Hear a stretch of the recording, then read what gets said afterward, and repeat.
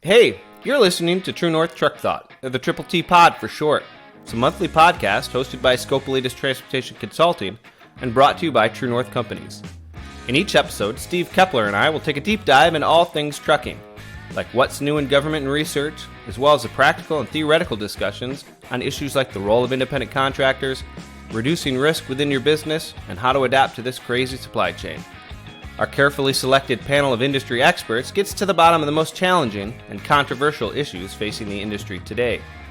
Today, I am pleased to be joined by Bert Mayo, Vice President of Risk Solutions at TrueNorth. Bert is a lifelong industry vet, having spent time driving and working in the trenches with a motor carrier, and now leverages this experience to help TrueNorth clients improve safety and compliance. So, without further ado, I'm Sean Garney of Scopelitis Transportation Consulting. I'm Steve Keppler of STC. Bert Mayo with TrueNorth. Welcome to the show. Good morning, Sean. Good morning, Steve. Good morning, Bert. How are we doing today? I'm having coffee in the great state of South Carolina, and it's a chilly 34 degrees. We're not used to that on this October. You're riding right with me, 37. I got up early this morning. I was telling Steve earlier, my personal universal ID, which is the topic we'll talk about today, my son, he turned 8 this morning. So I got up and made him a big spread. So we've been rocking and rolling for a while now. I like it. Yeah. Well, hey. Steve, how was D.C. this morning? Yeah, you too. It's about, we got frost this morning for the first time. So I like it. Yep. It's good to get cold. You like it now. Yeah. Yeah. All right. Well, so, hey, thanks for coming today. We're going to talk about an issue that's certainly generated a little bit of controversy lately, lots and lots of chatter. As we know, in 2015, the Federal Motor Carrier Safety Administration told CVSA, or the Commercial Vehicle Safety Alliance, that they would develop a rule that required trucks to be equipped with technology capable of wirelessly transmitting a unique ID to law enforcement. Well, last month, they finally put that pen to paper and published what they call an advance notice of proposed rulemaking, the very first stage in a significant rule, which requests pretty much just ask questions of the industry, request their advice on how they should do this, right? It sparked a whole bunch of debate. I looked last night, there are 1,200 comments in the docket already, and over a month remaining. And over a month remaining in these comments. And of course, some of these comments are emotional. I counted, I think, 6 or 7 comments that were withdrawn because they included profanity. So we're going to do our best, gentlemen, to keep the profanity down on our podcast, but we're certainly going to, I think, wade into this issue. I think important to say on the outset that it's really impossible right now to draw a really great conclusion because FMCSA has yet to give us their proposal. All they said is, we're thinking about this and we've got lots of questions. What do you think? So out of curiosity, those of y'all with your ear to the ground there in the Beltway, is that normal to have that many comments on a proposal that early? You know, I think it's the new normal. Okay. So I've been an advocate. I was an advocate for years and years. Steve was the same.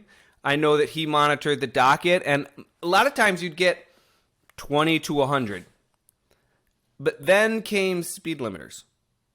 I think that was one of the first ones, or probably an hours of service rulemaking, where there was a concerted effort to inform the drivers out in the world and everybody else and really encourage participation, right? So speed limiters was huge. Universal IDs was huge. There was another one recently too, Steve, right? That got a lot of comments that I can't remember. Yeah, it's interesting, Bert, to your point. I think that the associations have done a better job at engaging their members to really affect comments the last couple of years. And if you look at the comments on this and others, speed limiter too, there's a lot of smaller owner operators that are providing that input. So where traditionally it's been, larger companies and associations that typically, but I think people are becoming more savvy and being more active, which is great. I mean, that's all part of the idea behind the public comment process. Yeah. Well, and I love that. I love that the drivers, I looked through some of the comments myself, Sean, and drivers are making comments, which is something, as you've said in the past, I don't remember seeing as many of. So drivers, listen to this, guys. We got till, what's the deadline, guys, to make November comments? 22. All right. Yeah, I agree. It's great to get everybody super involved. It's a lot easier to submit comments now. It used to be a little bit more of a black box. They've made it really easy. Just go in, enter your name. Hopefully, I'm not a big fan of anonymous comments. If you don't want to put your name on it, maybe, just don't make them anonymous. That's my personal opinion. Great. But it's the one last thing I'll note before we hop into the substance of what's in the NPRM or ANPRM is recently FMCSA changed, or rather the federal government changed the way that they accept comments, right? They redesigned the website, so on and so forth. And they've added some instructions, some ways to help people create more positive or helpful comments, right? And there's a little disclaimer now on the bottom that says quite clearly, your comments are not a vote, right? Like, we will take your comments into consideration, but ultimately we get to make the decision. And I think that's because, they're seeing waves of opinion on either side that are just enormous, but it's sort of the same opinion, just reiterated a whole bunch of times. So what they're saying is, okay, we've heard you. We've heard that that's a strong opinion, that there's lots, but, it's not a vote. This is not a democracy inside of a democracy. So pretty interesting stuff. But hey, maybe we should jump into the substance of the rulemaking here. I'm going to kick it over to Steve. Steve, love diving into this issue because guess what? Your name's all over it. Steve, we're pleased to have Steve Keppler, who was leading the Commercial Vehicle Safety Alliance at the time when this whole idea was birthed. So you may, in fact, be the mother of universal IDs, or father of universal IDs. But yeah, I thought I'd kick it over to you to just give us a synopsis of kind of where we came from and where we're going today. So actually, it goes back to the 1980s, and back then, this whole concept of electronic screening was kind of birthed, and the states and industry got together and said, let's see about ways we can create more efficiencies and how we're dealing with traffic on the roadways. And that led to a demonstration project called the HELP project, Heavy Vehicle Electronic License Plate Project, which was partially funded by the federal government back, and that started in 1991. And out of that project, basically the electronic screening was determined to be a successful program. And so out of that, the federal government didn't have any money to keep it going. So a nonprofit was set up, the Heavy Vehicle Electronic License Plate Program, HELP, which is now PrePass, the PrePass Safety Alliance. Interesting. So fast forward a little bit, through the 90s, technology was becoming more and more prevalent in the industry, and the federal government and through Congress appropriated money, the ITS program, Intelligent Transportation System Program, and part of that money went to the federal government. And so they used that to look at providing funding to the states on a whole range of issues, with data exchange and that kind of thing. Part of it was to support electronic screening programs in the states because it takes infrastructure and technology on the trucks and the infrastructure to help this work. So I think, that's really a little bit in that demonstration program. There were 6 states and 1 Canadian province. And so through all that work, and its success, frankly, it got to a point where, okay, as an organization, CVSA got together and said, look, we've got, the inspection process for years has relied on markings on the side of trucks, right? So, the 390.21 requires you to mark the vehicle with a, US DOT number and a carrier name. And that visual cues were the primary and license plates were the primary cues for roadside enforcement to be able to identify who they're dealing with, right? So, And through all this investment, through this e-screening program, it was discovered, well, we can do this electronically and identify, and there's no reason why we can't continue to do this. The technology's there. Right now, e-screening continues to this day. Electronic screening programs are voluntary. So CVSA put a petition in, petition for rulemaking back in July of 2010. Said, look, FMCSA, we want you to create an electronic ID to allow us to facilitate roadside enforcement, to help enforcement be more efficient, to let the good guys go by, if you will. FMCSA denied that petition in 2013. We'll talk a little bit more about why, but CVSA re-petitioned the agency in 2015, and then the agency granted that second petition and said, yep, to Sean's point, we're going to do a rulemaking. And then they sat on it. And so back in December of 2018, CVSA said, you know what, because FMCSA, we haven't heard from you, we're actually going to petition the National Highway Traffic Safety Administration. So they went to NHTSA and said, NHTSA, we want you to create an electronic ID because we think there's a bit of a different approach. So that fast forward to today. And so that's where we are today. That's a little bit of the background. But fundamentally, it really was to help assist roadside enforcement in being more effective at doing their jobs and identifying the vehicles and drivers that they want to inspect and carriers they want to inspect roadside. Steve, is this the kind of the foundation, I guess, what you just mentioned, the genesis of what we see today as pre-pass and drive-wise, that kind of thing? Yeah, I mean, obviously pre-pass was the precursor to it, but electronic screening programs have been, are pervasive now in our industry, and everything, and they're based upon identifiers. Everything is based upon those key identifiers. Now, those programs have grown and do a lot of other things, right? And so, right, and I think, and that's, some people are conflating things a little bit, but, at the fundamental level, the reason CVSA petition was just, we just need electronic ID, right? And then that'll allow us to do everything we need to do to help roadside. Sure. So let's sort of lay out this state of play as it is today, right? We have electronic license plate readers in some states, right? And all those do is read the license plate, ping a state database, and that tells them who the carrier is and whether they should pull them over. Then we have app-based systems, right, which is like an app on my phone, and that communicates to roadside the similar information, maybe more, right?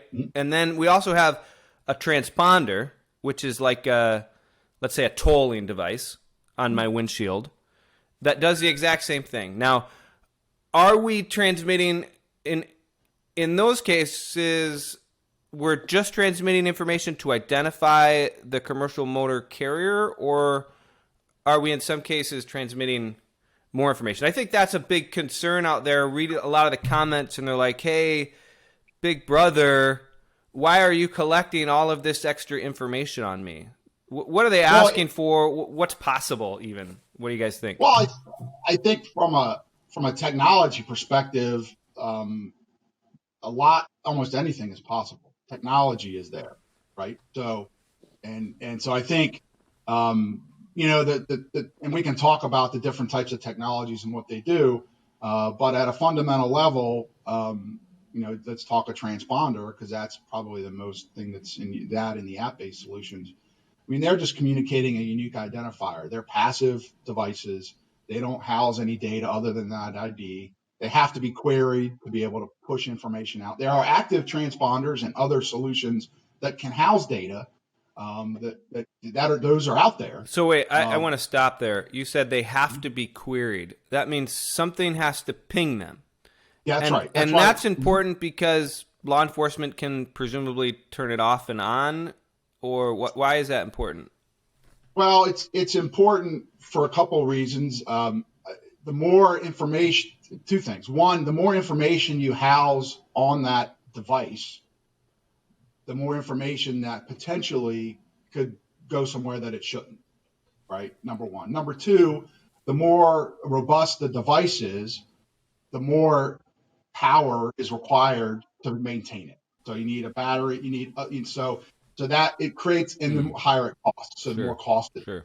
So I think that's why you see the electronic with pre-pass example and with e-tolling systems, they're dumb tags, they're passive tags, because all they need is the ID. All the smarts is in the back office. All the intelligence is in the back office. They don't have it on the device, right? Because the devices are all out everywhere, right? So all the intelligence is in the back office. All we need is the ID. That's all we need. Let us do everything in the back office, and that allows you to evolve the technology and the solutions more rapidly, because you don't have to pull all these devices in from everywhere and put new batteries in to charge them, to load information on them. So that's primarily why that type of solution. Now, fast forward with cell phones and with apps and with ELDs, technology has advanced now. Everyone's got a phone, and you can now query back and forth to the phone. So the phone can become, provide more of a router, if you will, or intelligence to advance that e-screening solution kind of to the next level, right? And so the technology is evolving, and a lot of it depends on what the use case is, right? And what people are wanting to do with that device, I think. And that's, if you look at the proposal FMCSA has put out, they're asking all kinds of questions. Yeah, right? Let's call them questions, not a proposal, because there's not much proposed in there. Well, true. So I think, and that's what's got a lot of people riled up. I think we've got a fundamental question here, right? Because this data is available. Look at what's happening in the trailer market, right? And all the smart tags that they've got there, and all of the telematics that I can put on my truck. So I can opt into all of this, right? That's going to help me monitor how hot my brakes are, or what my hours of service are, or whether I'm speeding, or all of that. That's my data, right? I do that. I actively do that voluntarily, because I want to ensure that in the event, so maybe I prevent a crash, or maybe in the event of a roadside inspection, like, I'm still good to go. That's my data. And people want to own that, and they probably should. But let's get some hate mail rolling in here. Just send it to me, not anybody else. Let's just suspend disbelief for a second, okay? I'm going to run a scenario by you guys. Bert, driving experience, love to hear what you have to say. Let's agree for just a moment that the hours of service rules were developed based on science and to ensure that people aren't sleepy. Let's just say that. We know there's disagreement out there on what the hours of service rules are.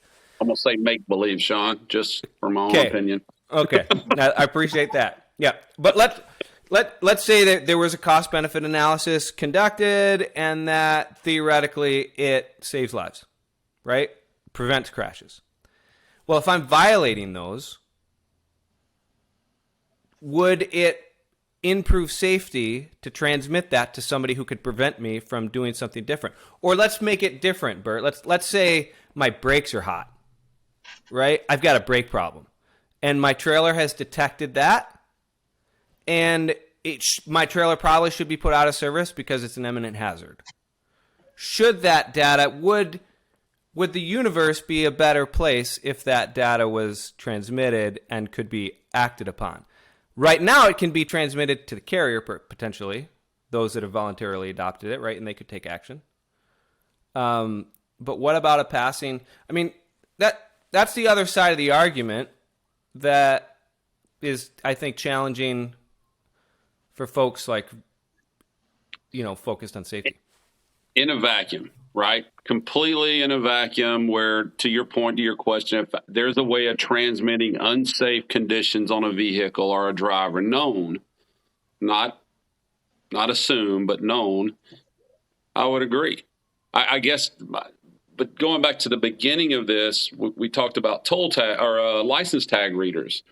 I've sat in scale houses in Kentucky Today, Kentucky can tell you from 200, 250 yards away if the brakes on that trailer or tractor are hot, and they can tell you the DOT number and all the carrier information based off the license tag.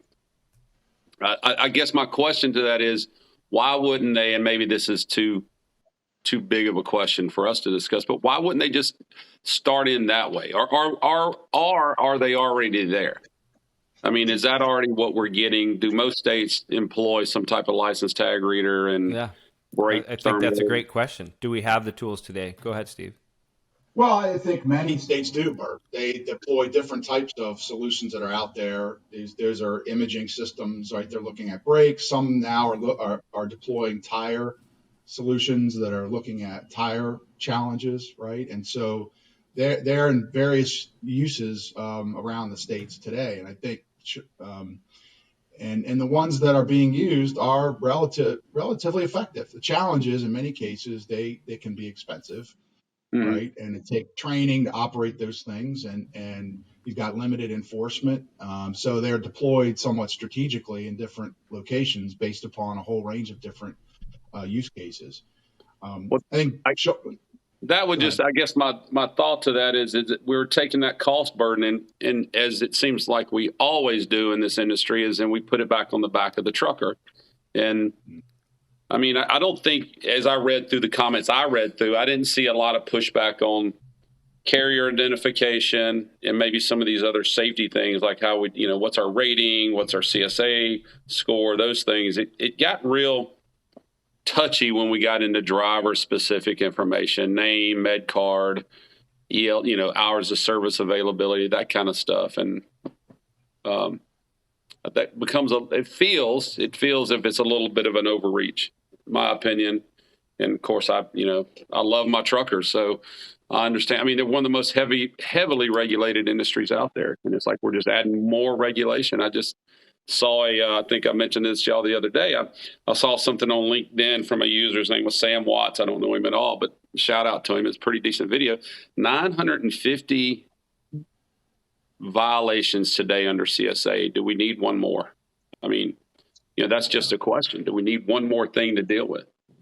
Well, it's a legitimate point. I think the one thing that I'll throw out just as a counterpoint, which again, the rationale behind this was to help enforcement be more efficient. And there was a number of research studies that were done as part of this whole effort to justify that petition.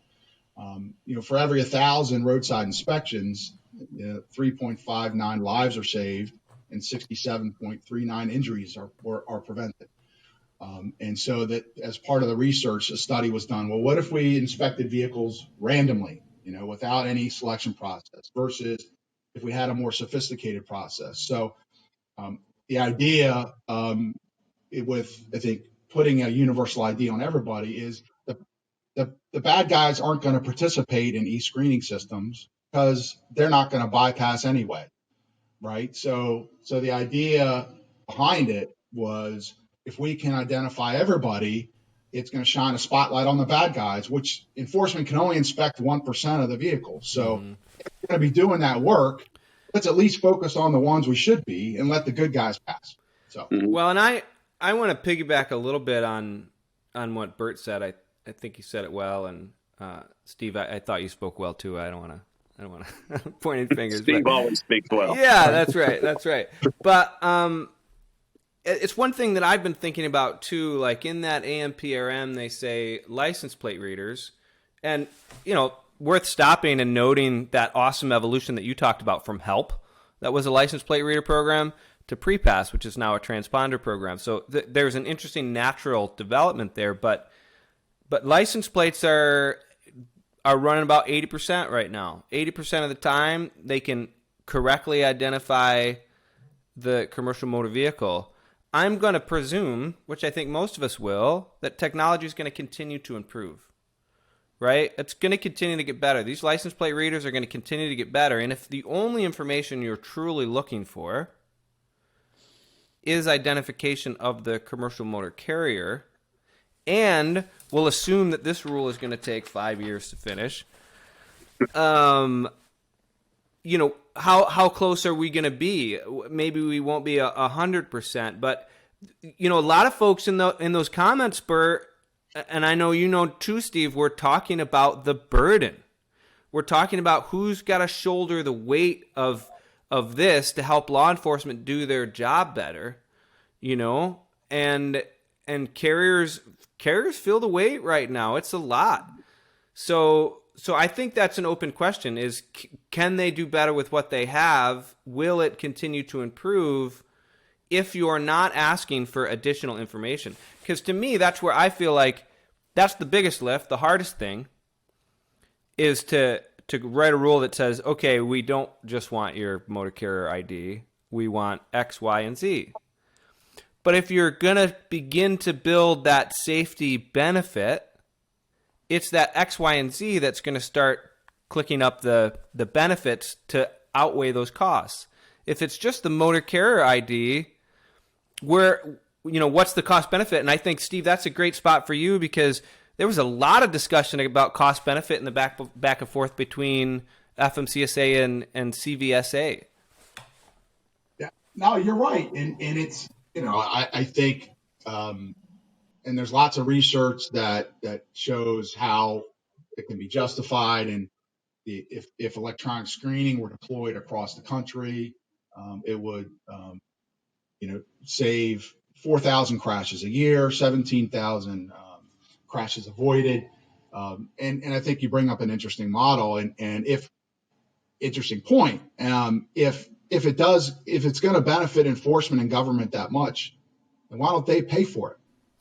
Make it free to the industry, right? Yeah, they've got all this money Amen. appropriated through the bipartisan infrastructure law. They can't figure out how to spend it. Okay, well, if it's going to benefit you that much, pay for it. I like it. Interesting. That's very, very interesting. I mean, we haven't talked about this, Steve. You mentioned NHTSA before, but if NHTSA were to act, then they would require that transponder be built into the vehicle under certain guidelines, most likely, and then the OEM would eat that cost. Of course, Bert, they'd pass it through, right? Oh, yeah. So ultimately, it'd make it, but it'd be a little bit more hidden to carriers. What do you think the chances of NHTSA jumping in this game are? Well, it's interesting because I think that CVSA has evolved its position over time a little bit on this, and they really don't want to specify the technology per se. In the last petition in NHTSA, they like the NHTSA option because they're concerned about tampering with the devices. If it's an external device, you can tamper with it, you can share it. There's potential security issues. And it's a good question. Obviously, FMCSA is the one that has agreed to act on the rule. Mm-hmm. So I would suspect that FMCSA would coordinate with NHTSA on this when all the responses come in from the ANPRM, and make some decision internally within the organizations if they are going to pursue it. Should it be through the OEM or through the FMCSA route? But yeah, it would be a different model going if it was OEM required, and that's another big part of this is, if you go the NHTSA route, most likely, I suspect they would do it on new builds versus a retrofit requirement. If it went the FMCSA route, they could probably phase it in too, but it'd be more of a implementation phase versus a type of vehicle phase. So it'd be a different deployment rollout, depending on which agency ran point and how they decided to implement it. So. What's interesting here, and this is a call out for everybody out there who's really worried about all tons of extra data. I was looking this morning, and FMCSA and CVSA have suggested that they want these universal IDs on all commercial motor vehicles. And to make that distinction, it's the one defined in 390.5, and this is any commercial motor vehicle over 10,000 pounds or that hauls hazmat in placarded quantities, right? And so now we've got a whole bunch of drivers, a whole bunch of trucks with drivers in that probably don't have sort of ELDs or access to that additional telematic data. So if they were to look at the universe, I think they'd have to put limitations on the type of data collected and transmitted. I don't know if that's I don't know if that feels any better. For sure. I think Steve Keppler's "Make the Government Pay for It" is probably roar is coming out from the crowd on that one. That was really good. Sean, go ahead, Sean, Bert. Steve, Yeah. I guess I want to, and guys, shut it down if it's a can of worms. But to that point, none of us on this call or none of us that are listening to this are opposed at all to improving highway safety, right? I mean, that's our Correct. sole job and responsibility in life. It's what I live for. And I'm certain everybody listening is the same. But we have, spent our life in this industry. And Steve, I had no idea you were around in the 80s. You have Sean and I beat by years, my man. So I wasn't around. I was around then, but I'm just giving you a historical. Okay. Don't be bashful, Steve. That's okay. I know I'm getting old, man. You look good. You look good for that. Oh, yeah, see this stuff right here? But and it's something I've heard and I was around at the end of the 80s. But for years, I've heard this, that we always have throw these statistics out, 80, 75, 80, 90% of all the crashes are, the responsibility, the fault of the four-wheeler, right? Where's federal highway? I mean, if this is such simple, I mean, can there be a move to put it on all vehicles? I mean, I'd love to know if the guy next to me on the interstate's license is valid or not, and those things. Or if he has insurance and registration. Exactly. I mean, we as an industry are pretty buttoned up from that perspective, right? So, I mean, it's rare that I find drivers that are, that happens, but I mean, it's rare. And I'm not trying to turn the tide here and change the conversation. It's just, if this tech is available, do we see federal highway coming out and all motor vehicles, all vehicles need to have this device on it? Well, it's an interesting question, because I think if you look at what's in this particular proposal, in quotes proposal, right? They're asking all kinds of questions about what this stuff could do, right? And this gets to your point, Bert. And I think one of the challenge, and this, Sean and I have talked about this quite a bit, I think one of the big questions in the next 5 to 10 years kind of is, and kind of the automated vehicles are driving this conversation to some extent, is what's the government role in this space when it comes to data, right? What should it require? What should it have access to? And what should be left to the private sector and private citizens to act upon? And that's a big question going forward, because we have all this information, and look at what's happening in our industry with lawsuits across the country.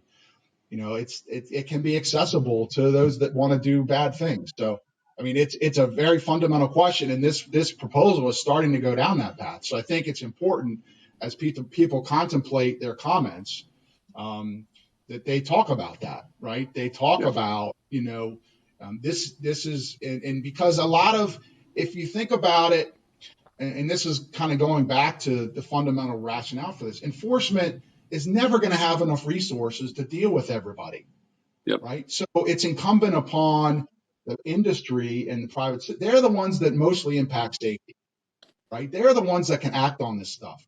So let them retain that data and let them do with what they need to be safe, right? And leave the bad guys for enforcement to focus on, because that's all they can do anyway. They don't have the resources. Yeah. So that's really, I think, the fundamental question that kind of is going to get, worked through the process on this and other technology related things.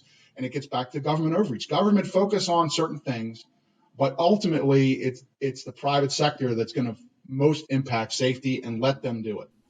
And I want to. Oh, go ahead. Just real quick, Sean, I'm fully supportive of our law enforcement brother and sisters that are out there doing their job, because I am 100% advocate on them getting rid of the bad guys, as we call them. They whatever tool they need to help do that, because their job is thankless. So I'd like to say I appreciate everything they do, for sure. For sure. Absolutely. For sure. No well, doubt.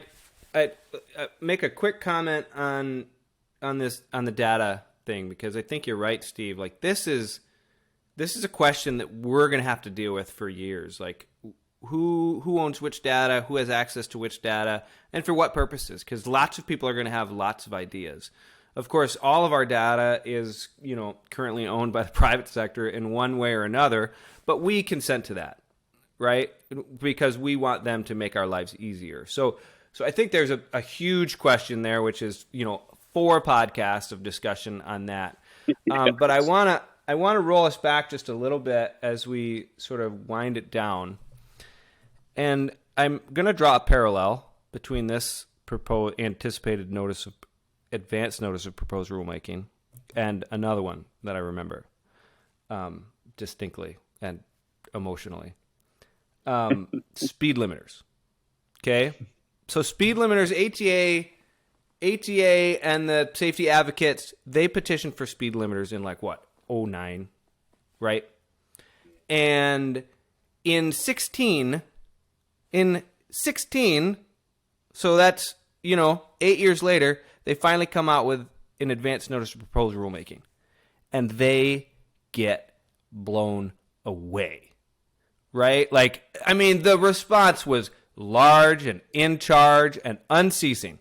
People did not want it, right? Despite the fact that speed limiters were already on trucks and people were already adapting to them, but they had decided hey, this is a private sector sort of thing that we want to deal with. Now we're in a similar position, right? So 2015, I think they granted the petition, and now here we are in 2022, and already with a month left, we've got 1,200 comments in the docket. And I read through the docket yesterday, not all of them, but many of them, and I cannot remember seeing a supportive comment, right? So I guess what I'm asking is, as a society as a whole, are we moving in a different direction, right? Where we're less excited about the government getting to our business. But then I think the more pointed question for right now is, does FMCSA have to act? They've told CVSA, we grant your petition for rulemaking. Do they have to finish it? Same question for speed limiters, for universal IDs, right? Can they put this thing on the shelf? Can they say, hey, it took us too long, technology is advanced, license plate readers are great, or whatever they want to say, can they decide that? Should they decide that? Any thoughts on that, Bert, Steve? Yeah, I want to answer your first statement without being political, obviously, but I think that's the crux of all of this. Honestly, it's what we volunteered. You mentioned today, pre-pass drive-wise, people are using it. Thousands and thousands of trucks and motor carriers are using it today. I think it's the question of, do I volunteer for something that makes me more efficient, make me better, or is it forced down my throat? Speed limiter, same thing. You drive anywhere, trucks are running 65, 70 over in the right lane. So I think that's where it's the spirit. Steve? Yeah, well, I think it's an interesting question. No, they don't have to act on it. They don't. That's, I think, one of the reasons they put an ANPRM out there is they want to see what everyone has to say about it. But I think the challenge here is, what's the appropriate government role, and are we?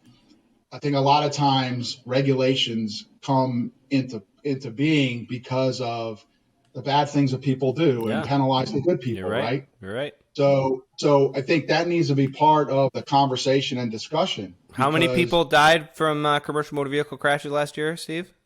Yeah, 5,601. 5,601 people died.